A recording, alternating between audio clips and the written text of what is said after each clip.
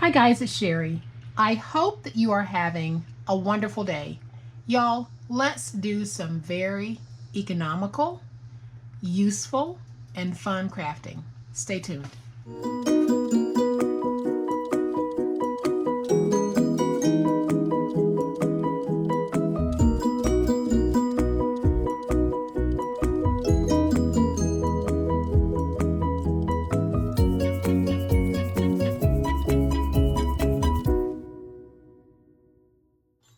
So here is what we're going to be making today. This week I might just focus on making packaging because even though I have this theme for Christmas, you can use this packaging for any season, any reason, any gender. All you need to do is swap out the paper and this packaging becomes packaging that can be used year round. And this is a very large box. This box, when finished, measures 8.5 by 4 by 1.5. And then this box, I made it using some leftover scrap because we don't want any scrap to go to waste. So when finished, this little box measures 3 3/4 by 4 by 1. Perfect soap size, perfect jewelry box size, perfect for a lot of different things that I can think of. And I have something on the inside that I'll show you guys once we make today's projects. So these are the two boxes that we're going to be making today. One large, one small. Let's make it. So we are going to start with this beautiful red and white striped paper. And because I want my stripes going this way, I'm going to start my scoring off from this orientation. So this is a 12 by 12 piece. My first score is going to be at 4, and then I'll have a score at 5.5, but my 5.5-inch mark is in a very awkward place. So I'm just going to slide it over so that I can finish making that score. So we have our score at 4, we have a score at 5.5, we're going to have another score at 9.5, and then we'll have a score at 11.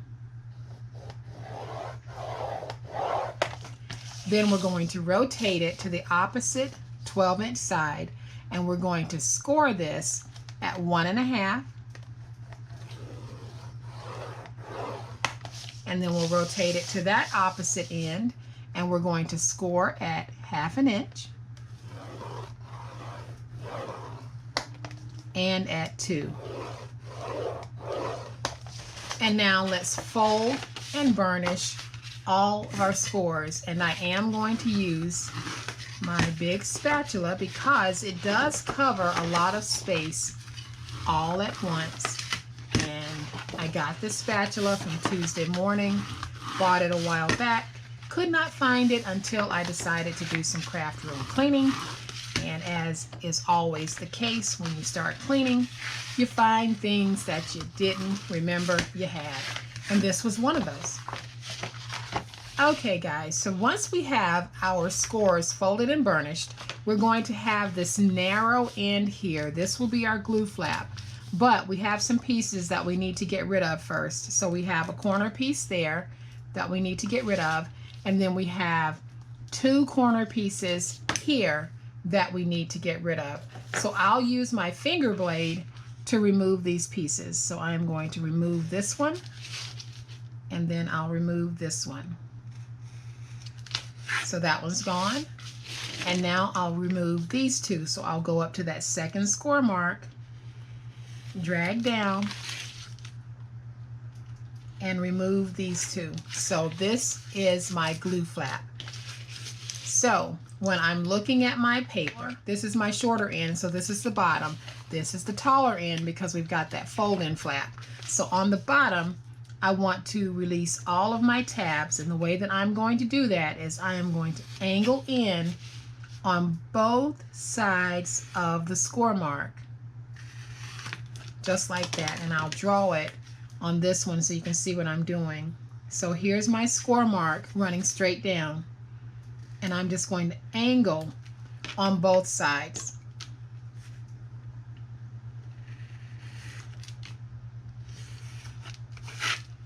All right, so we have this. This is done. We don't need to do anything else to this end.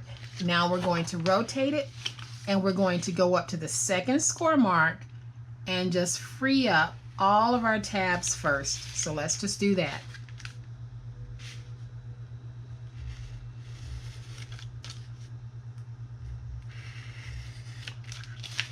Okay, so once we have our tabs freed, we're going to have these two pieces. We want to angle in on these two.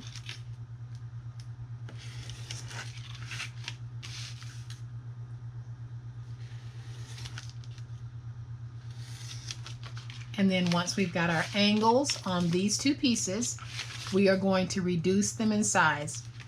So what I'm doing is, here is my score mark, and if it'll help you any, just fold this piece back and let that be your guide of where you're reducing. And that's about how much I normally take off anyway. Okay, so now we have this. So let's take this and dummy put it together. So we're going to take our glue flap, which is here, lay that back piece on top. So this is the back of our box. Wherever that glue flap is, that's the back. So that means that this back piece is what will come over and fold in. We are now going to take the front piece and fold it down.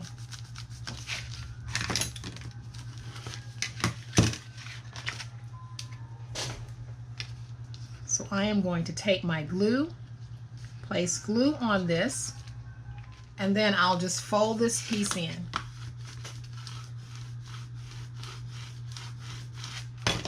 So now we have a box that will have a nice finish on the top when we start folding in. So now we can take our box and we can put it together. So I am going to take my glue, place glue on my glue flap, and then I'll take this and I am just going to match it up. So what I want to make sure is that the score mark that I have on this side, when I place my glue flap down, the two score marks meet so that everything is nice, neat, and even. And then once I think that I have it, and then I can use my spatula to get everything nice and stuck. And now we have a wonderful flat fold box. So whenever you're ready to put this together, all you would need to do is take the bottom, fold it in, and tape it or glue it closed. But until you're ready to put it together, you can make up bunches of these and have some flat fold boxes that you can pull out for last minute company. So I am going to go ahead and put these together. So the first thing I'll do is place some glue on those flaps. Then I'm going to fold up that back piece, and then I'll take some glue, place it on this piece, get it stuck down. Then I'm just going to make sure that my box is nice and squared. Then I'll open this up, use my ruler because it's pretty long, go on the inside, and I'm just getting everything nice and stuck. Okay, so once we have our box put together, I forgot a little step, and that's simply to take off just a tiny sliver, which is going to help my box to close easier. And I'm not taking off much, so you can see right here what I took off. And that'll just make it, guys, so that when I close this box, everything closes nice and even and neat. So now we have our box, and we want to decorate this box. So I am going to bring in a strip that measures 5/8 by 11.5, and I am simply going to use my tape runner. You can place this down with glue. You can place it down with double-sided tape. Completely up to you. So once I have it placed down, it really is a matter of deciding where you want this on your box. So on this one, I think I'm going to place it closer to the top, and I'll stick that down, and then I'll wrap it around.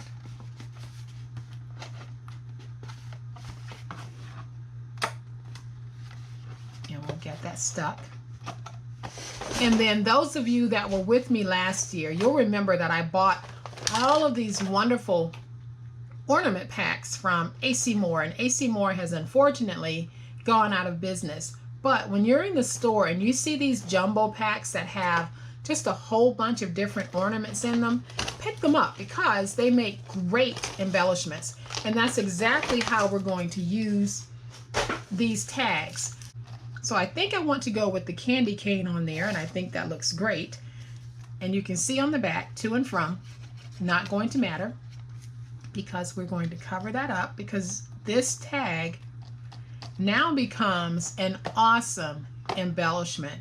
So that's one of the things about crafting that I love, because we can take so many different things that are meant for some other reason, and turn them into usable embellishments for our crafts. And that's exactly what I saw when I saw these. I didn't see gift tags because I could never give out that many gifts, but I saw embellishments.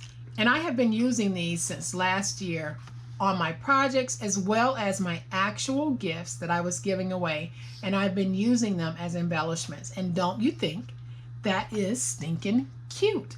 Yes, it is. So let's set this one to the side and go ahead and use that scrap piece. So what I have here is the scrap piece that was left over from when I made this. I didn't want to make a second milk carton, but I also didn't want to let this go into my scrap pile. So we are going to turn it into a very useful little box. So this piece measures 10.5 by 6. And on the 10.5 inch side, we're going to score this at 4, at 5, at 9, and at 10.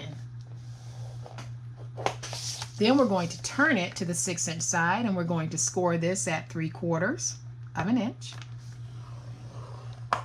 And then we'll rotate it to the opposite 6 inch side. We're going to score this at 1/2 inch. And then at 1.5. Easy peasy, guys. So let's go ahead and fold and burnish all of our scores, and we are following the same construction principle that we followed when we put the larger red box together. We're just working with a smaller piece. All right, guys, so once we have our scores folded and burnished, just like on the other one, we are going to have a narrow strip. We will have a corner piece here and 2 corner pieces here that we need to remove. So I am going to go ahead and remove those. And I'll remove these.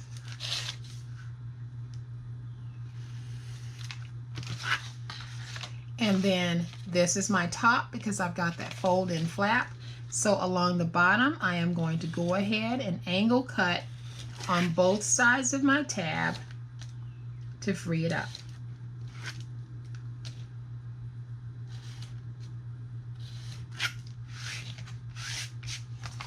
And now we can rotate this, and we're going to go up to that second score mark and drag straight down to free that tab.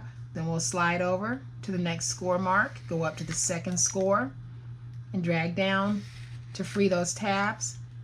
Then we're going to go ahead and angle cut in.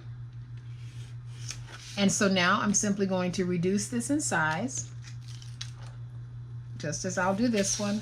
And let me angle this.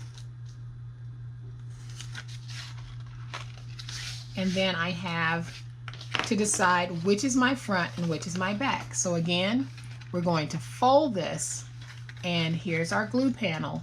So this is the back, and that means that this flap here on the back is what folds over. The flap opposite it is the one that we fold in. So I am going to use my glue, place just a little bit of glue on this.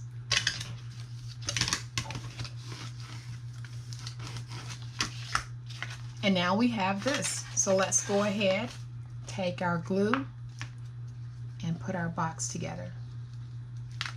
So when I'm putting this together, I want to make sure that my score marks line up all the way around, nice and even, so that I can have a box that is square and even on all sides.